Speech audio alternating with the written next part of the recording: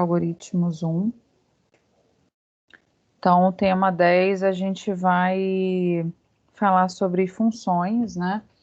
E finalizando, além de finalizar, né, o conteúdo da disciplina em si, a gente vai estar finalizando esse contexto de programação modular que a gente iniciou na semana passada.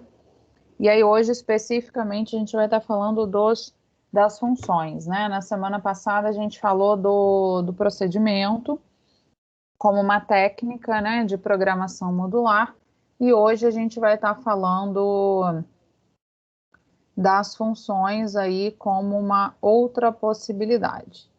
Então, vamos lá. Vamos começar aqui.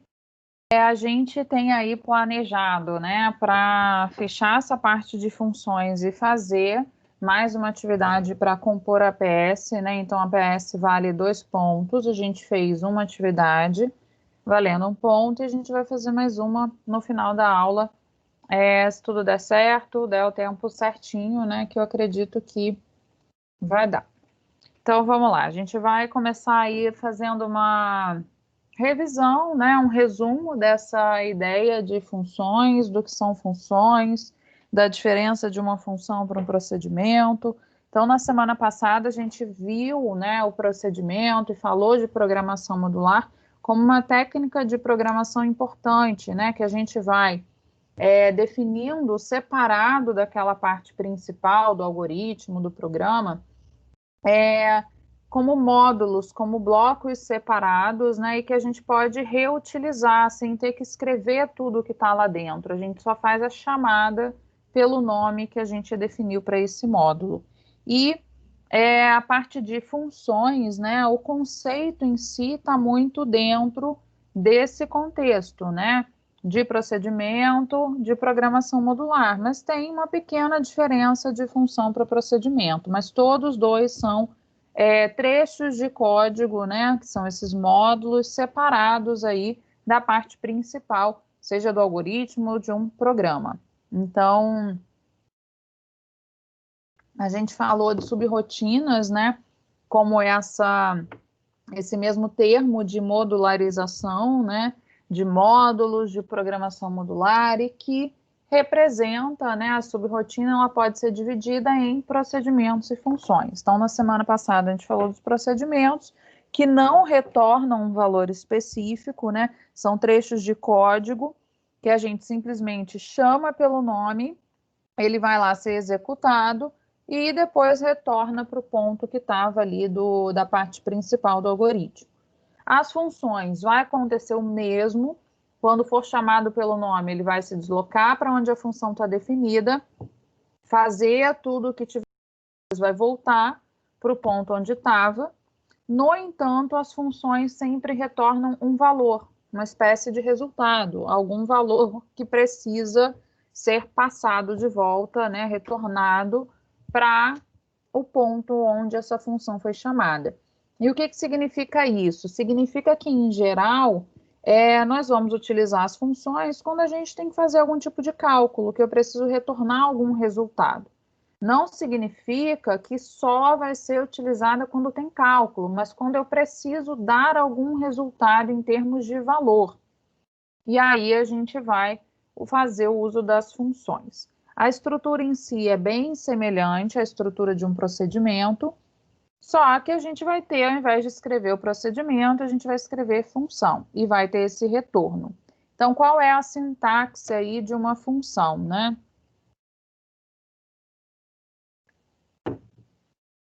A gente vai utilizar aqui o nome, o termo função. A gente vai dar um nome para essa função, como a gente fez para o procedimento. O nome vai ser leitura de dados, ler dados, imprimir dados, cadastrar cliente. O nome que fizer sentido, né, para a operação que eu vou estar executando ali dentro. E aí, caso a gente tenha parâmetros, nós também falamos de parâmetros na semana passada. Eu vou definir quais são esses parâmetros e como a função ela retorna um resultado, eu vou colocar aqui que tipo de retorno é esse. Ela vai retornar um valor inteiro, um valor real, um caractere, o que ela vai retornar. Então, a gente vai especificar isso. E aí, aqui caso haja alguma variável específica para ser usada, declarada dentro da função, eu vou definir. E depois eu vou ter o início e o fim da função. Só que antes de terminar a função, eu tenho que fazer o retorno, né, de algum dado que tem relação com essa função. Então, toda vez que eu precisar chamar, executar essa função, a gente vai fazer a chamada pelo nome dela, né? E eu tenho que ter como receber esse resultado que ela vai retornar.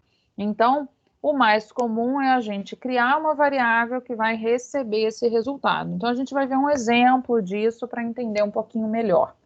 É o mesmo exemplo que a gente fez com o procedimento, mas agora para a gente ver, inclusive, que faz mais sentido usar uma função para essa situação, porque eu preciso ter um retorno, de fato, de um resultado, e nem sempre o ideal é imprimir aqui dentro, porque eu posso precisar daquele valor lá fora.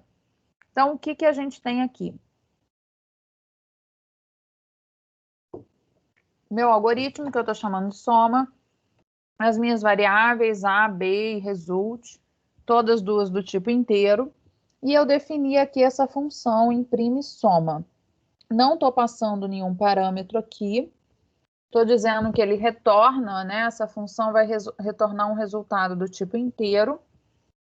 E aí aqui eu declarei uma variável para me auxiliar nesse cálculo, né, da soma.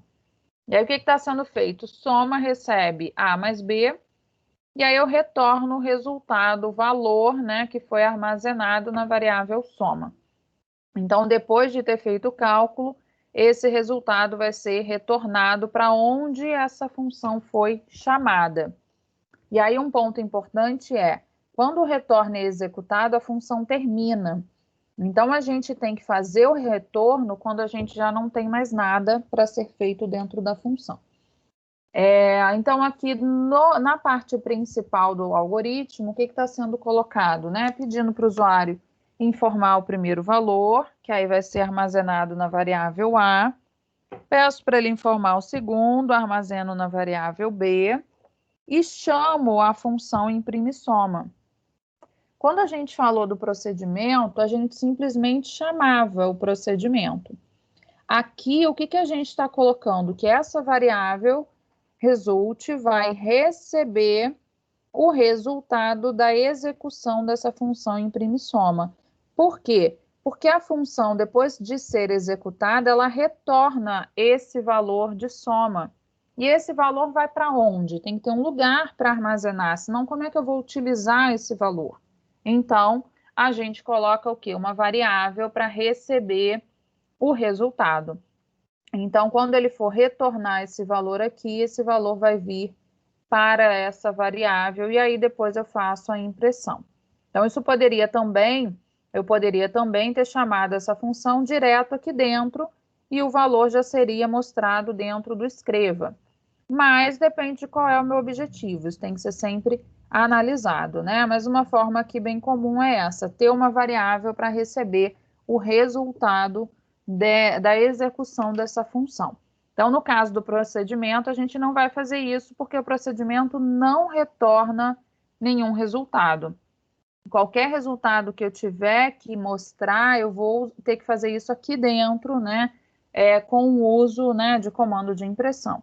Ou um outro recurso é com passagem de parâmetro, que a gente chama por referência e que vocês veem, né, em introdução à programação.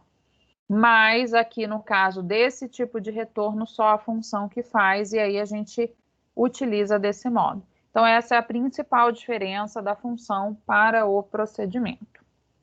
Qualquer dúvida, né, gente, me interrompam, coloquem aqui que a gente vai esclarecendo, tá?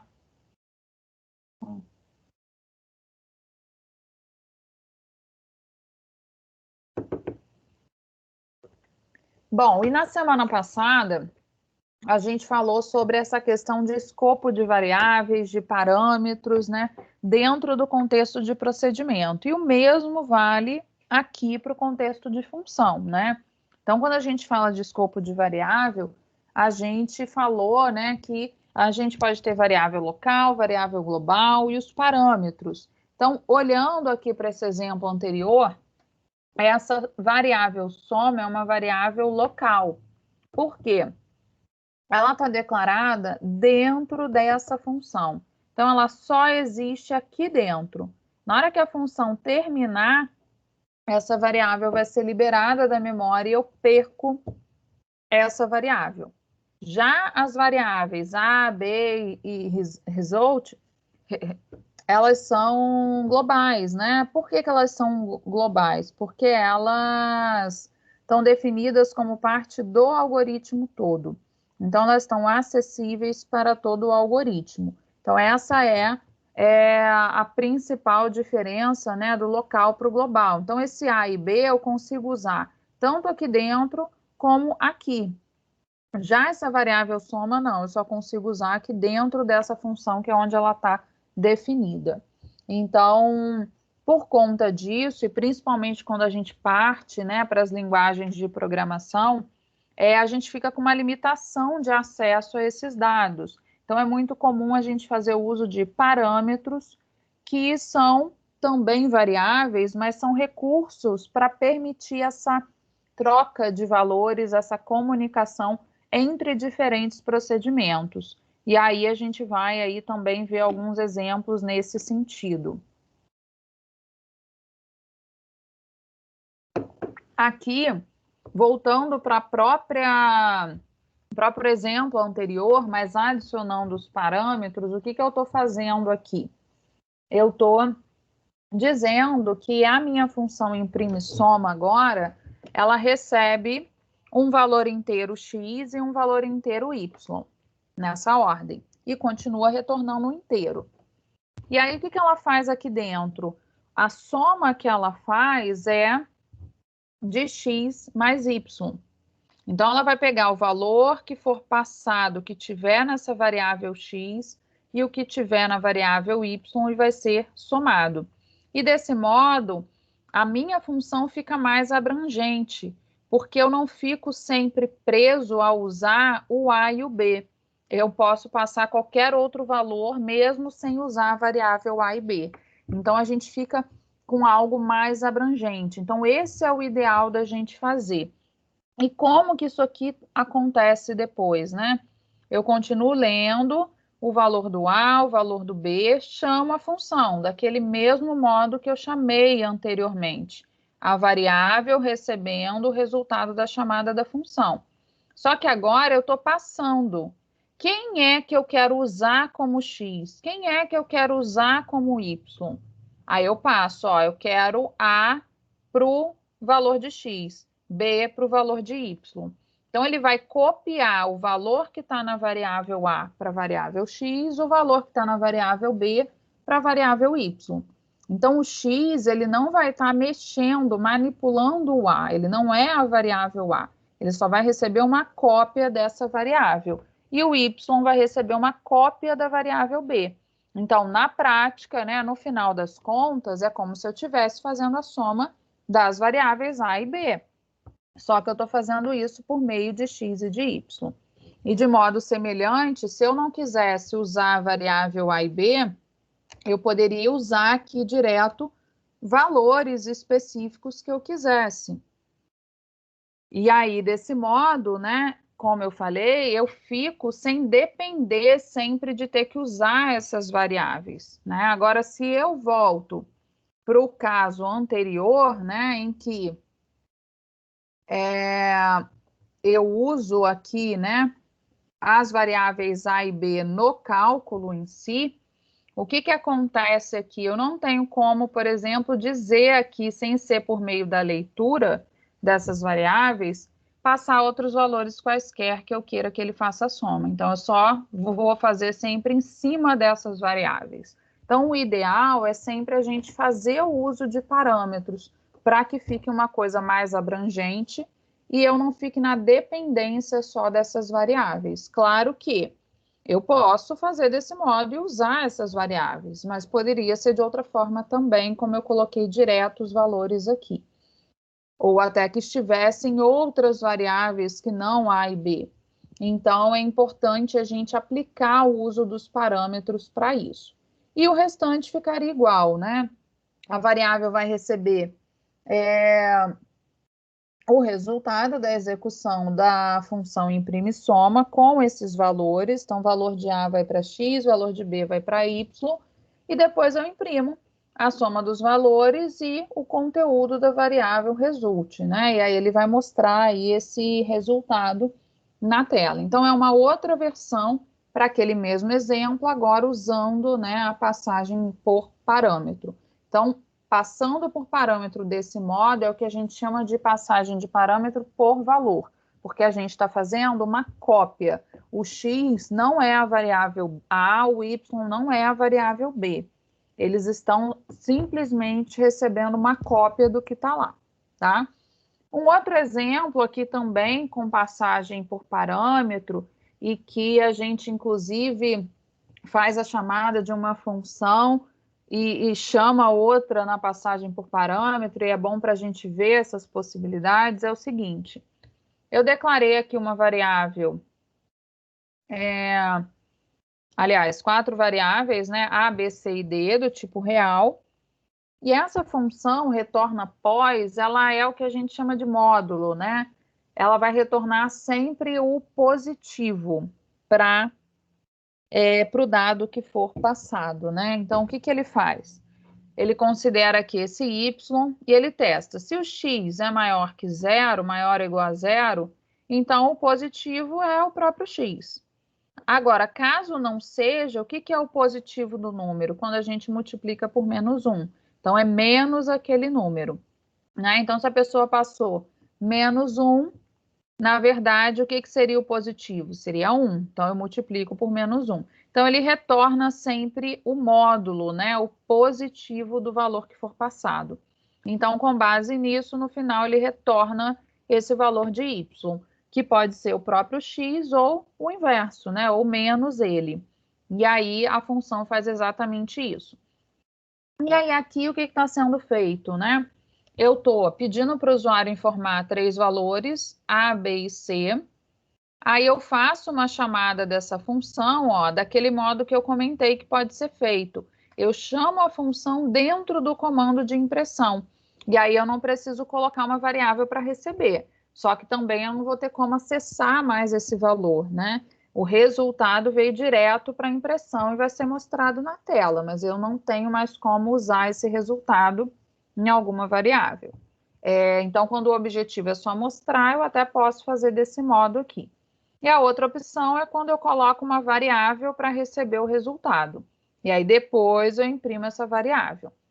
E aí aqui, o que é interessante a gente observar, né? Que o que está sendo feito? Eu estou chamando a função retorna após, só que eu estou passando como parâmetro, né? Ou seja, o valor que ele vai analisar para retornar o positivo, um outro cálculo. Então, primeiro ele vai resolver o que está aqui dentro desse parâmetro, para depois executar essa chamada aqui. Então, o que ele vai fazer primeiro? Executar a função retorna após para o B, aí vai ter o resultado. Então, vamos supor que eu informei como B menos 1. Então, o que é retorna após menos 1? É 1. Então, ele vai pegar 1 mais o valor de C, suponha que seja menos 2. Então, 1 menos 2 daria menos 1. E aí ele vai calcular o retorno após para o valor menos 1. Então, primeiro ele vai resolver o que está aqui dentro do parâmetro, ainda que seja um cálculo, que seja outra função, mas primeiro ele resolve o que está aqui dentro, e aí depois é que ele vai pegar esse valor final que ele calculou e executar a função retorno após para esse valor. E aí ele faz a impressão. Então, é só para a gente ver que a gente pode passar, né, como parâmetro a chamada de uma outra função ou da própria função. Só que primeiro isso aqui vai ser calculado para depois o valor final ser copiado para a variável x. Então, é só para a gente ter aí uma outra ideia, né, uma outra visão em cima desse ponto aí das funções e procedimentos. Então, o que a gente tem aí para diferenciar, né, principalmente entre funções e procedimentos, é essa questão do retorno, né? Mas todos dois são trechos de código à parte e que nos permite fazer, né, uma série de operações, né, separadas e que podem ser chamadas, executadas quantas vezes eu quiser. Então, a modularização é uma técnica muito importante, muito utilizada no contexto de programação, né, como forma de estruturar melhor o código, organizar, compartilhamento de código e o reaproveitamento. Então, é muito importante que a gente adote esse tipo de técnica aí na escrita dos nossos códigos. Tudo bem até aqui, gente? Alguma dúvida? Algum ponto que não tenha ficado claro?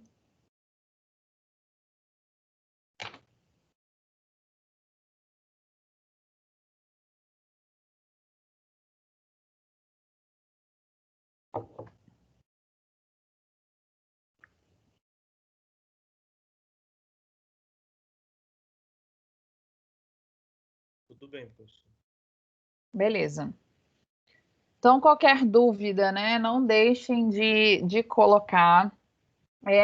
Eu vou colocar a atividade para a gente fazer agora, para vocês poderem fazer aí com calma, né? Mas antes disso, né, eu quero só falar aqui rapidinho sobre um exercício que eu vou deixar aqui para vocês fazerem, que já estava, na verdade, nos slides, né?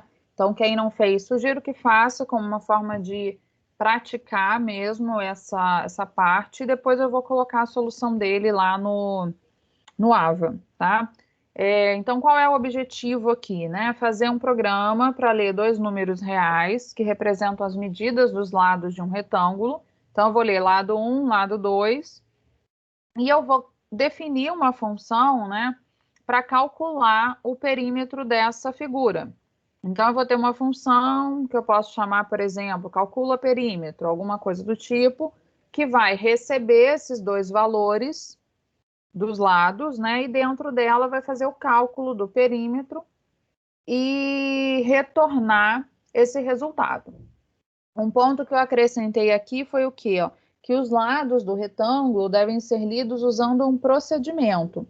Então, vocês vão ter um procedimento só para fazer a leitura e vão ter a função para fazer o cálculo do perímetro. E, de certo modo, aplicar, né, esses dois conceitos. E aí depois exibir o resultado do perímetro, né? Então é só uma forma de praticar um pouco essa ideia, esse conceito. Um outro ponto, né, que a gente pode associar, a gente fez um exercício na aula sobre estrutura de repetição, se eu não me engano, do Repita, com relação à calculadora, né? E aí um ponto que pode ser aplicado, né, o uso das funções, é também para a calculadora. Então, eu posso ter uma função específica para cada tipo de cálculo. Então, uma função para soma, outra para multiplicação, outra para divisão, outra para subtração e para quantas operações eu quiser. Então, conforme a gente vai criando esse hábito de desenvolver os nossos programas, né, usando esse recurso da modularização, tudo vai ficando mais organizado e, inclusive, mais fácil de identificar quando ocorre algum erro, porque aí eu consigo ter a clareza, ó, o erro está relacionado aqui bem nessa operação da leitura de dados ou do cálculo da soma. Então, fica mais organizado também para a gente entender melhor o código. Então, é importante a gente ir desenvolvendo esse hábito do uso de procedimentos e funções para a escrita dos nossos programas, tá? Bom, então, com relação, né, ao nosso conteúdo de algoritmos 1, a gente finaliza essa parte aqui. A gente viu aí nessa segunda etapa, né, depois da V1, a parte de estrutura de repetição e essa parte de programação modular, dividido aí, né, entre os temas. E para a V2, né, e para a V3, todo o conteúdo é considerado, né? Então, só para lembrar que os trabalhos acadêmicos envolvem conteúdo do semestre inteiro. Então, só para reforçar esse ponto, Vou liberar a atividade para vocês acessarem. O que tiverem de dúvida, né, vão sinalizando. E na semana que vem, então a gente está terminando o conteúdo aqui, mas na semana que vem, o que a gente vai estar fazendo, né? Vai ser uma aula para, vamos dizer assim, uma revisão, né, de conteúdo. Então eu vou começar a aula fazendo algum exercício como forma da gente revisar alguns pontos, né, e exercitar um pouco. E no final da aula, né, mais ou menos nesse horário que a gente está agora e tudo, eu vou aplicar mais uma atividade para a APS. A APS são 2 pontos, né, essa etapa de agora. Então, a gente já teve uma atividade, vai ter uma agora. Cada uma valendo um ponto. Então, a gente já tem os 2 pontos. A da semana que vem, do final da aula, né, vai ser para quem perdeu alguma das atividades e aí vai poder fazer na semana que vem como forma de substituir o que perdeu, né? E quem quiser fazer com o objetivo de poder melhorar a nota, né? Ah, eu não fui tão bem e quero fazer, vai poder fazer também, tá? Então eu vou abrir para quem já fez, ou a de hoje, ou a anterior, e não foi tão bem, vai poder substituir. Claro, né? Substituir se for melhor. Então, eu vou pegar as 2 maiores pontuações dessas 3 atividades, para quem fizer as 3, tá? Então, só para reforçar sobre isso. Então, quem perdeu alguma ou não foi tão bem, então não deixem, né, de participar semana que vem para poder aí fazer, porque vai ser a última possibilidade para isso, tá? Então, só para reforçar esse ponto. Então, sobre a atividade, né, vocês vão acessar aqui pelo link que a gente sempre acessa, né, do Socrative Student, vou colocar aqui de qualquer modo. Vai pedir, né, para vocês digitarem a sala, então aí vocês coloquem como sala Priscila Braz e coloquem o nome completo de vocês para que não haja aí nenhum tipo de confusão, tá? Então, vou liberar agora aí para vocês acessarem. Vou continuar aqui, né, conectada até o final, então qualquer dúvida, qualquer problema que tiverem aí, eu vou estar aqui observando, vou estar aqui atenta, então é só sinalizar. E relembrando, né, reforçando que para quem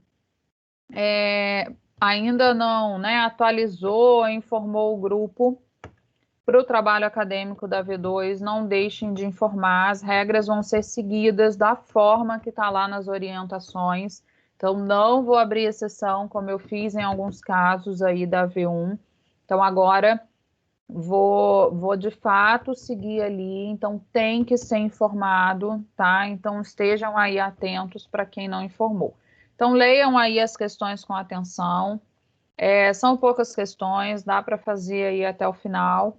Qualquer coisa, qualquer problema me sinaliza aqui, mas leiam com atenção, né, para não cometer aí nenhum erro, às vezes por, né, questão de não ter prestado tanta atenção, não ter lido com calma. Então façam aí com calma. Eu vou aqui fechar meu microfone para não atrapalhar vocês, mas qualquer coisa, só me chamar por aqui.